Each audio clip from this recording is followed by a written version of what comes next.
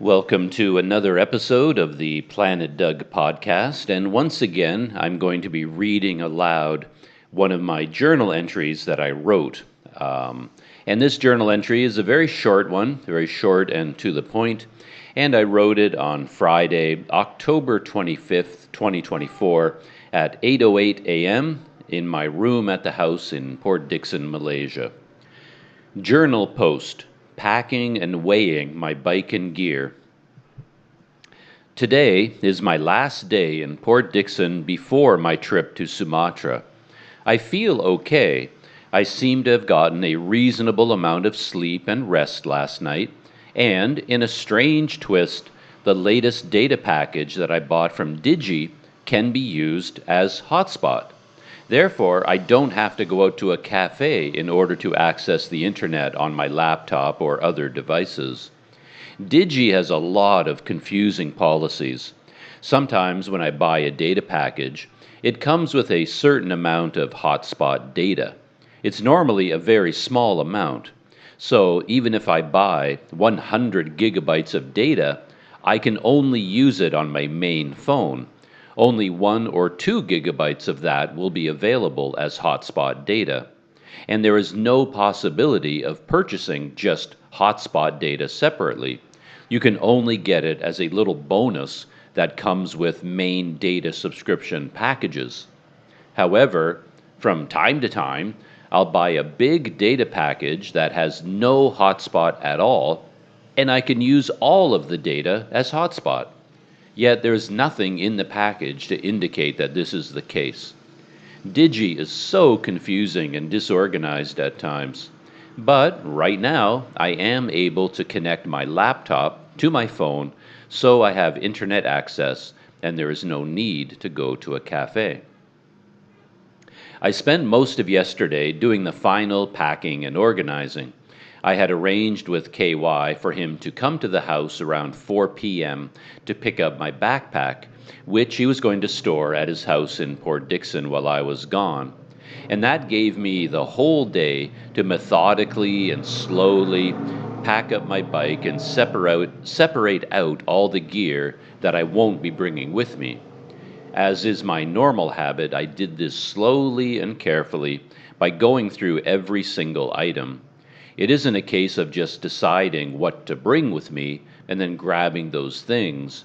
What I do is go through all of my stuff, item by item, and consider each item individually. It's just easier that way not to miss something important. The big decisions I had to make revolved around my camera gear and my various bags. For example, I had to decide whether or not to bring my Olympus camera with me, and I decided to leave it behind. If I had a good lens for the Olympus, I might bring it, but I don't. So that camera is being left behind for now. I also had to decide whether to bring one pannier bag or two. In terms of weight and capacity and volume, I don't need the second pannier bag. I can carry all my gear in the trailer and one pannier bag. I don't need the second one, and it adds 2 kilograms to the overall weight of my rig. However, I decided to take it. It will come in handy, I believe.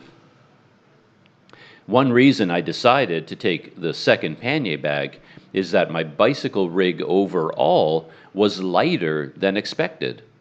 I've been watching videos from a Norwegian cyclist, and this guy said that his bike weighed a total of 63 kilograms. That is the weight of his bike and all his bags and gear, excluding food and water. And when I weighed all of my gear, I was fully expecting my rig to be significantly heavier than that. After all, I'm using a bicycle trailer, and that trailer alone adds an extra 6 kilograms. However, when I added up all my gear, it came to a total of 54.4 kilograms, which is 8.6 kilograms lighter. That's surprising. I'm accustomed to always having heavier bags than anyone else. These are the weights I came up with. Bicycle, 20 kilograms. Trailer, 5.3 kilograms. Ortlieb knapsack, 0.66 kilograms. Arkel pannier bags, 2 of them, 4 kilograms. So bike trailer bags total, 30 kilograms. And then gear total, 24.4 kilograms for a grand total of 54.4 kilograms, or 120 pounds. And that is the end of that short journal entry.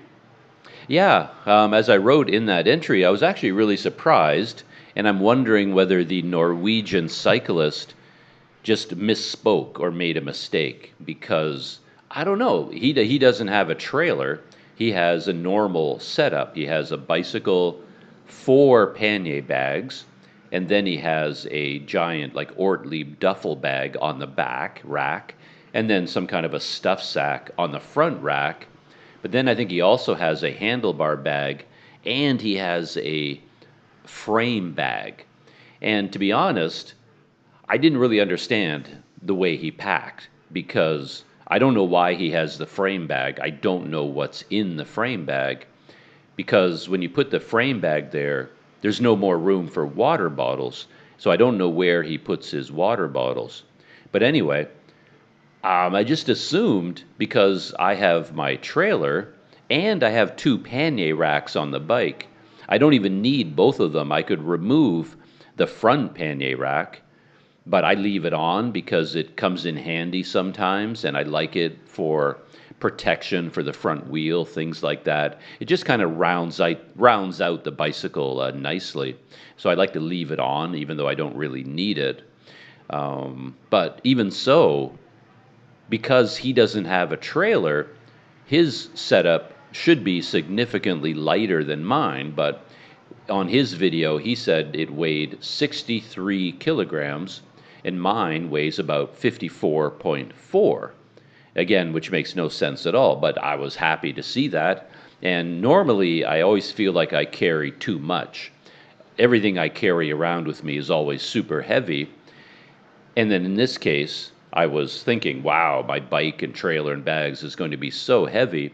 And I was kind of happy to see that in this case, my bike was lighter than this Norwegian cyclist guy. So anyway, I wasn't feeling as concerned about the weight of my gear in total. So I thought, let's bring the extra pannier bag. Why not? So that's why I threw it into the mix. And I think right there, that is the end of this podcast. Short, sweet, and to the point. It's only about packing up and weighing my bike and gear for the whatever it is I end up doing in Sumatra. By this point, I still hadn't decided what I was going to do. I had the idea, of course, in the back of my mind that I was going to go cycling around Sumatra, but I didn't absolutely have to do that. All I really needed to do, of course, was leave Malaysia and go to Sumatra on the ferry. And then after that, I can just, whatever mood I'm in, I could travel around by bicycle, or I could stay in Tanjung Balai, a town that I really like, for a while. And then I could just return to Malaysia again and even go cycling around Malaysia if I wanted to. Anyway, all the options were open at this point. All I knew was that I was going to be getting on the ferry and then bringing my bicycle and trailer with me. So that's it. I hope you enjoyed that little story, and I hope you will come back for my next Planet Doug podcast, and I'll see you there.